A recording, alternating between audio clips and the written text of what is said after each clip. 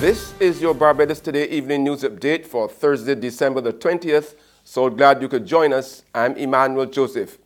Topping the news at this hour, police are investigating an apparent suicide. Lawmen reported that they discovered 68-year-old Roy Liverpool of Campaign Castle St. George with a rope around his neck, hanging from a tree in a nearby gully.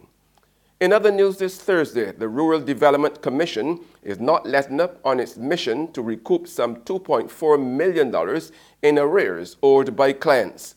Acting Director of the Rural Development Commission, Gregory Hines, told reporters today that while recent restructuring efforts that resulted in the loss of 22 employees have hampered its efforts, the Commission remains determined to get the job done.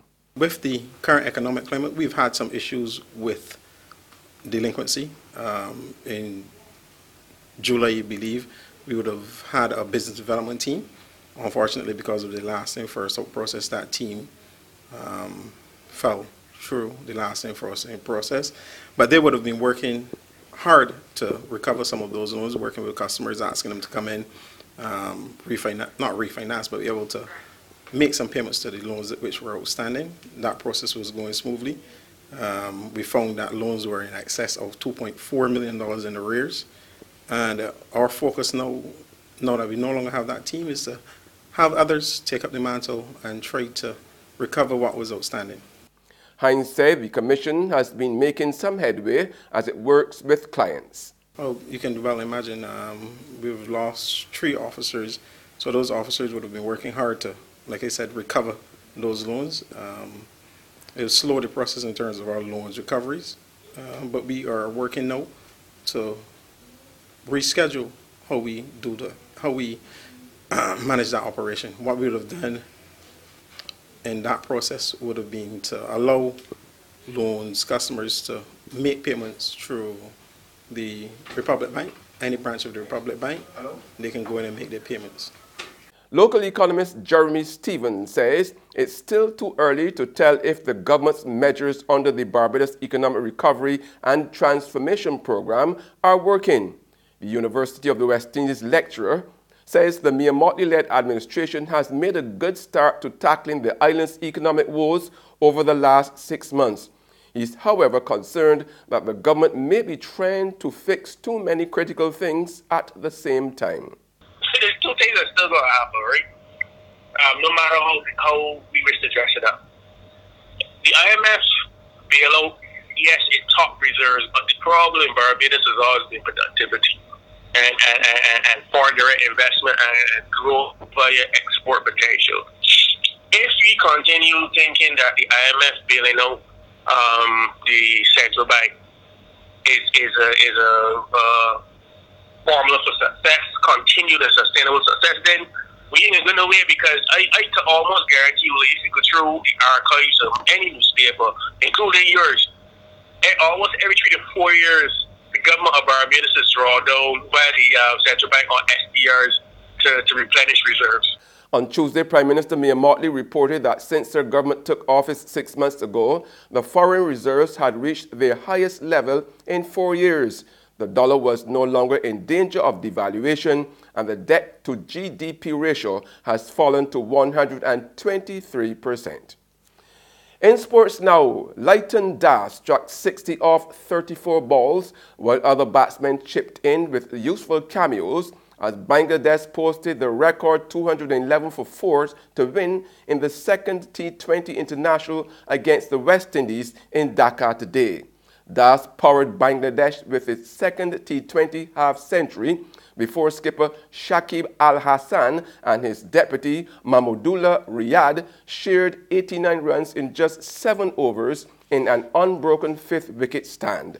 Mahmudullah remained unbeaten on 43 off 21 balls, while Shakib hit 42 not out against 26 deliveries, guiding Bangladesh to their highest ever score in a T20 international on home soil. There's regional and international news after this short break.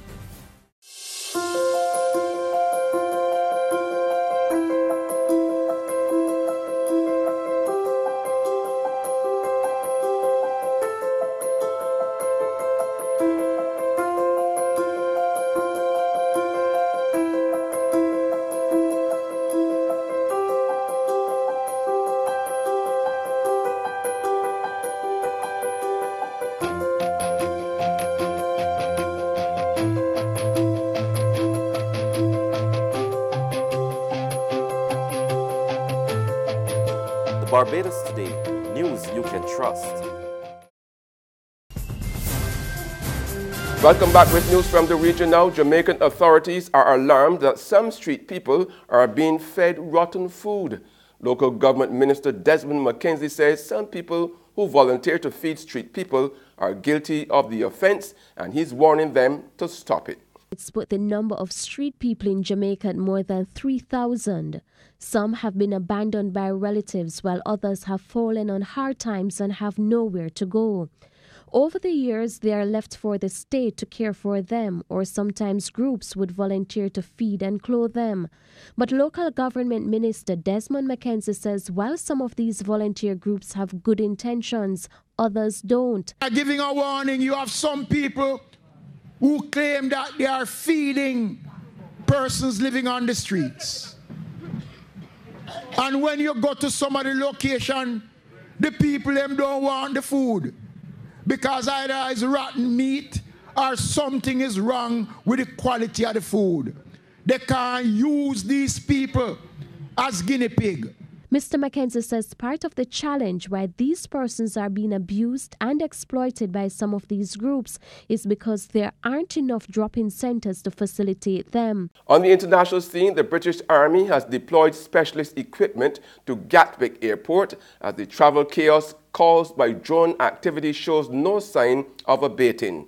Tens of thousands of passengers on several airlines have been disrupted by drones flying over the airport.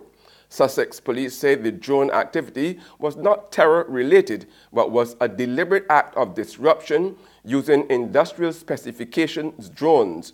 More in this BBC report.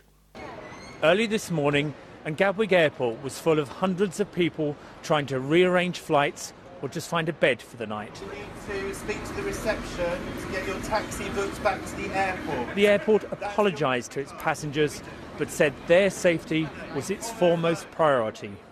All flights into and out of the airport had to be suspended after there were multiple sightings of two drones over the runway. More than 24 inbound flights were diverted to other UK airports. At Gatwick, many passengers sat waiting in planes on the runway before finally being offloaded. That's ridiculous. How many millions must be costing tens of thousands, if not hundreds of thousands of pounds in delays? It's absolutely ludicrous. We were travelling from Glasgow to Gatwick, and we were diverted to Luton because obviously we weren't able to land. And after being held on the plane for around 2 hours, we eventually got off and got a bus, which took us here to Gatwick. The problem of drones near airports is a worldwide concern. In the UK, the authorities say the number of near misses has trebled in the last 2 years. And that's news, but for the very latest, visit our website at www.barbadostoday.bb. You can also subscribe to our e-paper, email updates, or like us on Facebook, and sign up for breaking news alerts via WhatsApp.